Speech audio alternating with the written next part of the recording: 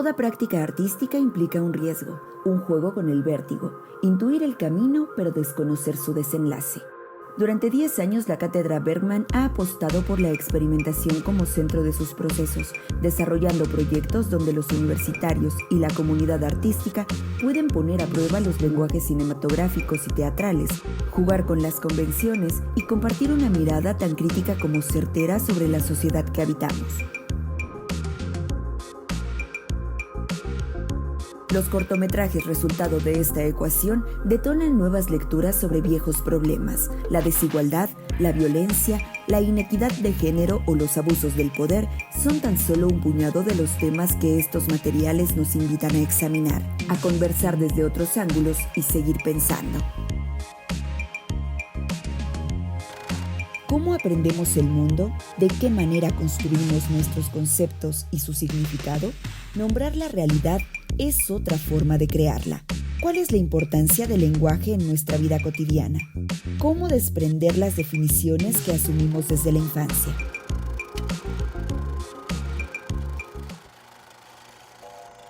Hola a todos, mi nombre es Benjamín Mayer, soy psicoanalista, soy el director de 17 Instituto de Estudios Críticos y tengo el gran placer de compartir con ustedes 2 piezas de video a cargo de Sadia Lozano y Ernesto Anaya por un lado y de Aurora Fragoso por el otro, que han sido producidas en un marco muy estimulante generado por mis amigos de la Cátedra Bergman, y me alegra mucho estar aquí en TV UNAM para transmitir algo de lo que nos dan a pensar. Son ejercicios realmente muy interesantes que conjugan fragmentos del acervo histórico del cine mexicano con las aportaciones de estos talentosos creadores de nueva generación que nos comparten sus visiones en el presente sobre temas que se articulan con estos tramos históricos. En ambos casos son piezas que tratan acerca de la relación del lenguaje con la violencia, la circulación de discursos de violencia en la esfera pública, el juego de la política como algo que estaría atravesado por todo ello y desde luego los efectos que ello tendría en nuestra realidad nacional. Si Sadia y Ernesto tratan el problema más a ras de ciudadanía, como podríamos pensar, incluso a través de diálogos, entrevistas con interlocutores a quienes ellos buscan. En el caso de Aurora, ella se ocupa de plantear más bien una visión acerca del tablero político y del uso de las palabras como armas en ese contexto. Diría 2 cosas a modo de introducción. La primera es que sabemos en el psicoanálisis y también en el ámbito del pensamiento político que las palabras, que las construcciones discursivas son cruciales para la construcción de la subjetividad en el plano personal y también en el plano colectivo de lo que podríamos llamar la construcción de sujetos políticos. Entonces, en ningún caso las palabras pueden ser desoídas, siempre tienen implicaciones y siempre producen construcciones de puntos de vista y de experiencias. Y por otro lado, y creo que esto hay que destacarlo también, en ambos videos se nota una visión compleja que no se atiene a una narrativa de buenos y de malos y que enfatiza la circulación del lenguaje como algo que nos atraviesa a todos y en lo que participamos voluntaria o involuntariamente también en la producción o en la transmisión de fenómenos de violencia.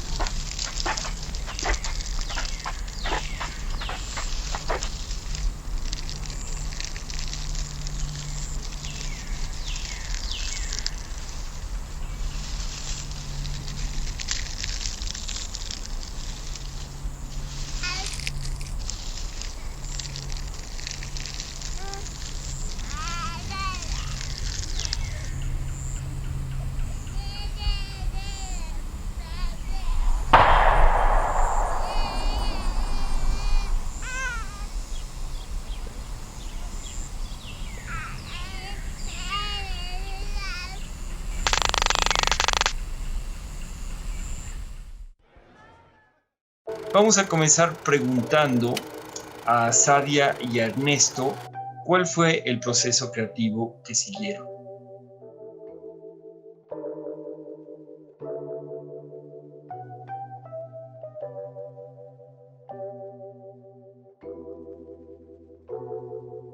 ¿Cómo desarmar el derecho a la violencia? A partir de esta pregunta comenzó nuestro proceso de investigación. Para nosotros fue muy impactante que se utilizara la palabra derecho porque hablaba sobre cómo en este país esto se permite, ya que se ha ido normalizando hasta el punto de nuestra cotidianidad. Partiendo de este punto, nosotros quisimos buscar una de las posibles razones y raíces del por qué pasa esto, en lugar de hablar de un tipo de violencia más específico o identificable. Al estar buscando los mecanismos por los cuales se puede normalizar la violencia, nos encontramos con un concepto clave: la violencia cultural y el lenguaje. De dicha relación nace Vox Populi, donde nos cuestionamos cómo es que el lenguaje que empleamos en el día con día ejerce violencia y contribuye al ciclo del que tanto nos quejamos. Pero ¿cómo representar en imágenes lo que queremos transmitir? Acostumbrados a las narrativas convencionales, cuando iniciamos pensando cómo presentarlo, las ideas no cabían en un guión tradicional. Más bien pensábamos en las palabras y en las situaciones que habíamos vivido en la infancia. ¿Qué palabras o frases me hirieron? ¿Cuáles aprendí y arraigué en mi memoria? ¿Cómo me hacen a mí y a otros daño estas palabras? Y como sabíamos que no era un tema de introspección solamente, queríamos saber también lo que pensaban otras personas. Así que le preguntamos a amigos, familiares y profesores de la universidad. La diversidad de pensamiento y al mismo tiempo la reflexión que habíamos generado en ellos nos hizo pedirles una nota de voz que terminaría incluyéndose en el corto. Pero también esta pequeña investigación sirvió como inspiración para construir la narrativa del documental. En cuanto a la forma, teníamos muy claro que queríamos hacer algo poco convencional y algo que saliera de nuestro conocimiento como creadores. El detonante fueron las clases de Travis Wilkerson, quien a través de su trabajo y referencias culturales nos hizo entender que podíamos crear un cine transgresor, personal y diferente. Al final, la representación de todo lo que queríamos decir terminó siendo un collage de varias técnicas visuales y auditivas, una mezcla de realidad, de metáfora, de poesía y de testimonios. Queríamos que las frases y palabras mantuvieran un diálogo constante con las imágenes de la violencia que veíamos en el archivo fílmico, tratando de reflexionar en la correlación directa que hay entre nuestro lenguaje con la violencia que se vive todos los días en el país.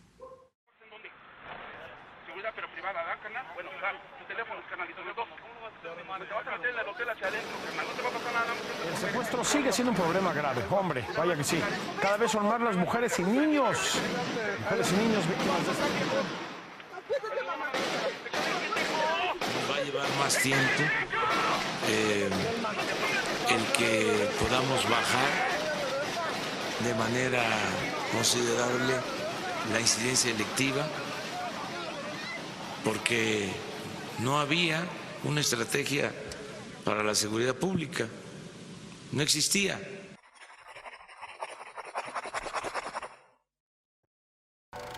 Sadia y Ernesto, tengo la curiosidad de preguntarles cómo se sintieron en el momento de hablar con sus interlocutores en nombre de la producción de su video.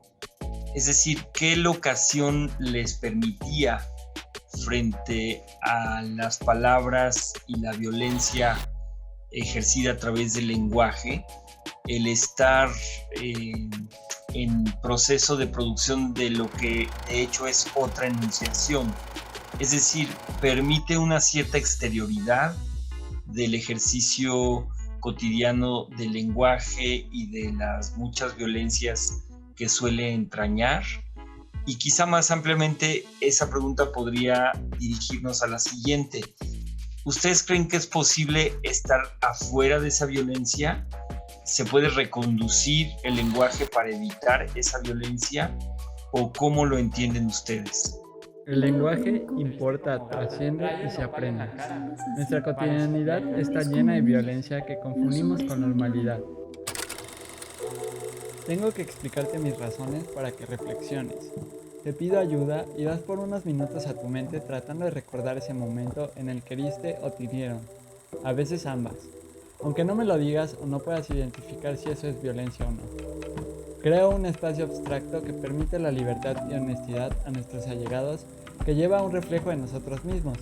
porque tu introspección me traslada a la cotidianidad que también vivo. Salvo buscar una respuesta sobre algo que pensamos, entender si alguien más ve este problema con los mismos ojos, si al abrir tu boca te cuestionas antes de articular la palabra, o si solo lanzas frases como balas que hieren a los demás. ¿Crees que el lenguaje normaliza la violencia? Te incomoda, porque no existe confianza entre nosotros. Me miras, reflexionas solo unos segundos. Dices que a veces este lenguaje te hace reír, pero otras veces te encabronas. Hay una constante. Tenemos el poder de elegir cómo empleamos el lenguaje, porque no importa si estamos en un plano público o privado. El lenguaje lo construimos todos y podemos decidir si seguimos normalizando la violencia que nos aqueja, ya sea diciendo cosas que fomenten conductas que son erróneas, culpabilizando a las víctimas o bien creando heridas que no vemos. Ellos tienen armas, nosotros tenemos palabras. ¿Por qué te duele y te molesta verla por las calles, en la tele, en tus redes, pero ignoras el peso de tus palabras? Tenemos esta constante enfermedad del saber ignorar, este lenguaje que nos tatuamos, que es parte de nosotros, de la cultura y de lo cotidiano. ¿Cómo salimos de esto? Reconstruyendo la palabra y las acciones de la ciudadanía, de aprender nuestra cultura sin justificar que la violencia sea parte de nosotros. Volver al principio, a la raíz, al significado, crear autorreflexión y reflexión colectiva. Que esta semillita que se planta en nosotros crezca, para florecer y no para estallar.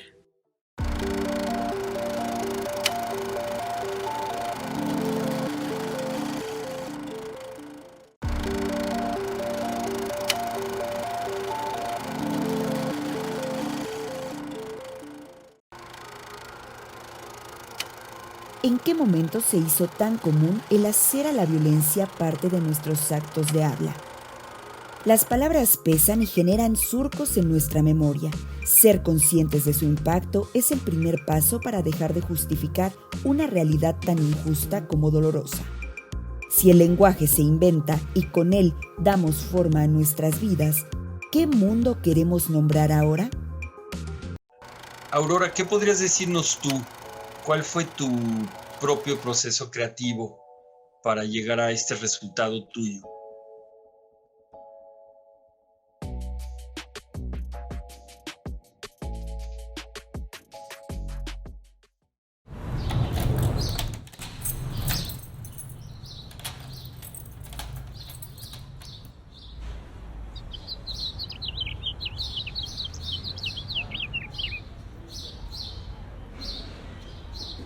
Deja de decirles tarados a tus hermanos. Se van a quedar así. ¿Y luego qué haces con ellos? Por eso, en esta guerra contra la delincuencia, contra los enemigos de México, no habrá tregua ni cuartel. ¿Por qué las palabras importan?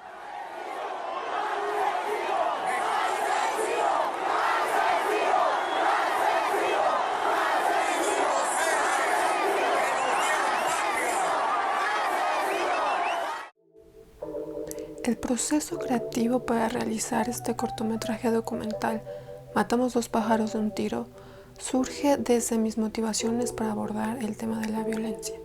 Una violencia desde nuestra cotidianidad sumergida en la agresión constante de la palabra. Hemos normalizado a tal grado la violencia que muchas veces no identificamos que una de las formas más básicas con las que nos relacionamos está plagada de actos violentos que repercuten en nuestras realidades.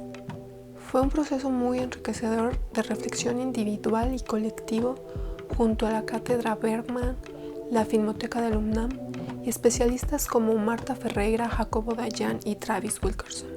Creo que una de las cosas más importantes fue el espacio para pensar e intercambiar estos pensamientos en torno al papel del cine y de nosotros como realizadores dentro de la situación actual de violencia extrema que vive el país desde hace más de 10 años. La violencia no para. Es una de las principales problemáticas en el país y desde nuestra posición como cineastas exploramos estos temas para aportar desde nuestra trinchera, para sacudir conciencias, para reflexionar juntos en una sociedad con jóvenes que no conocen otro México que no sea el de la guerra contra el narco, fosas clandestinas, desaparecidos y tantas cosas más.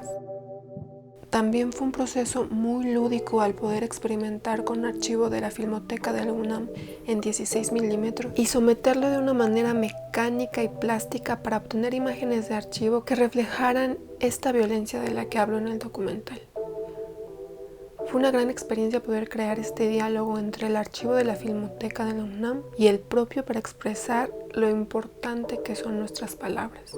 Lo que decimos importa e impacta en nuestra realidad. Es un peligro para México.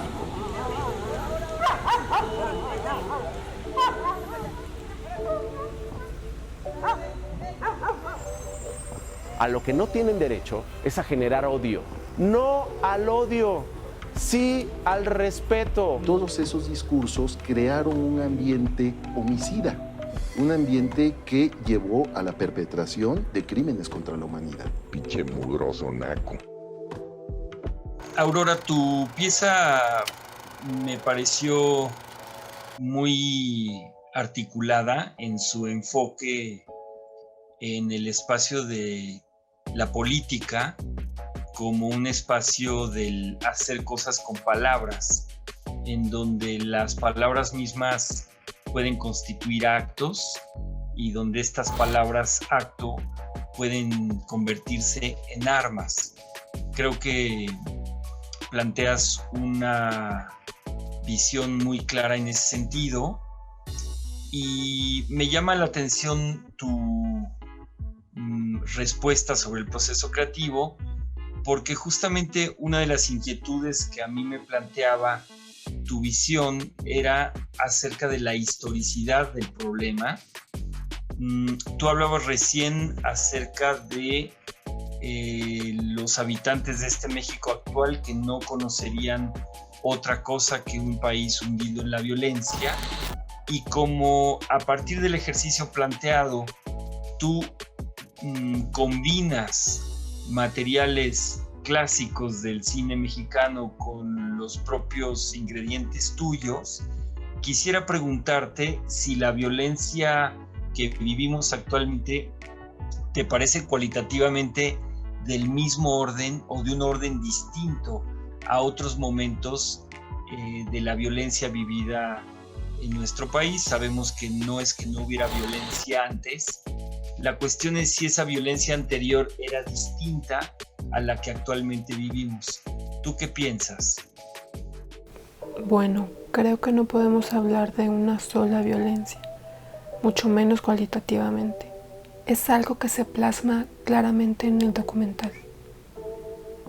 Existen muchas violencias, con contextos propios bien definidos, diferentes.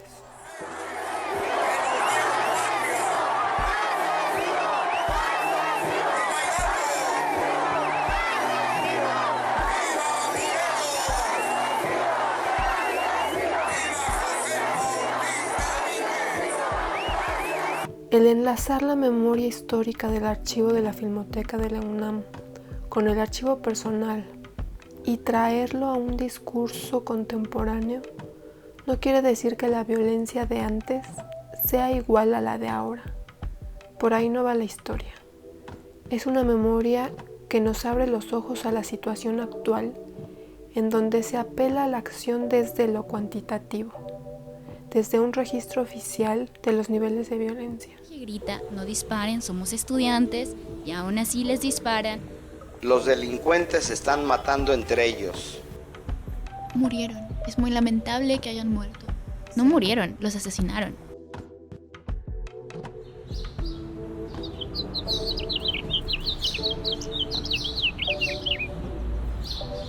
Y el punto de inflexión lo tenemos con Felipe Calderón. Los niveles de violencia subieron y subieron y no paran.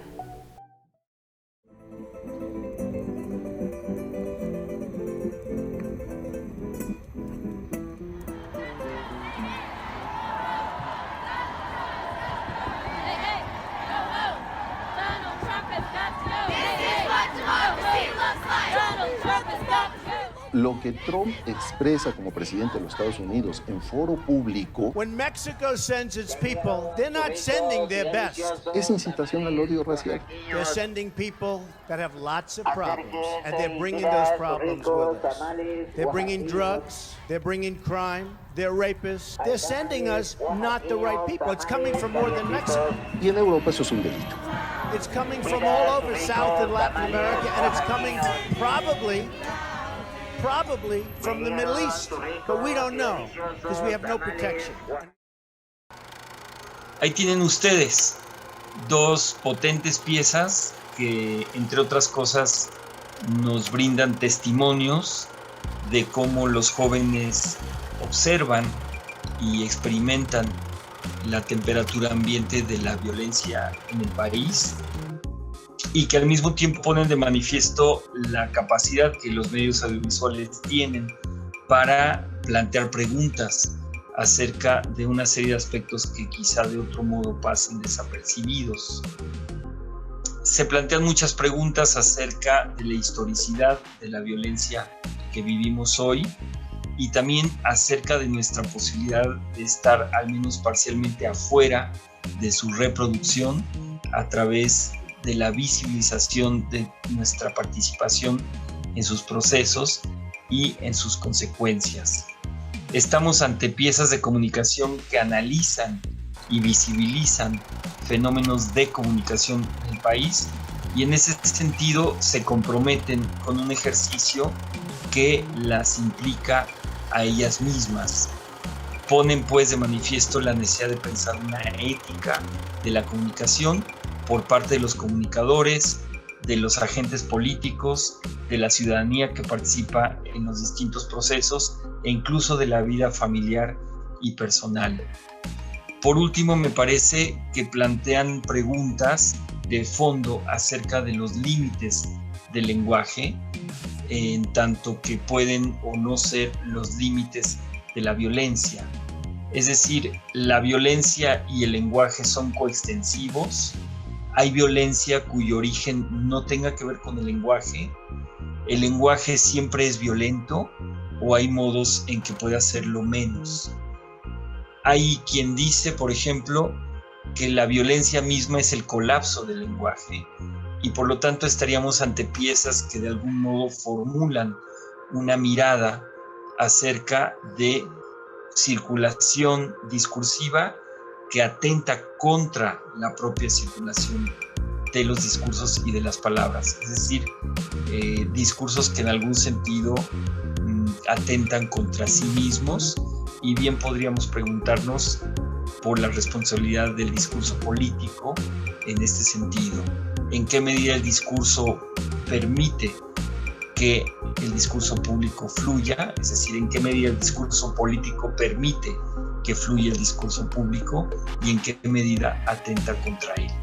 Felicito mucho a los dos equipos, a todos los que han participado en hacer posibles estos ejercicios y quiero subrayar la importancia que me parece que tiene su difusión amplia, pública, a través también de un medio de comunicación para permitir la reverberación de todas estas cuestiones. Muchas gracias.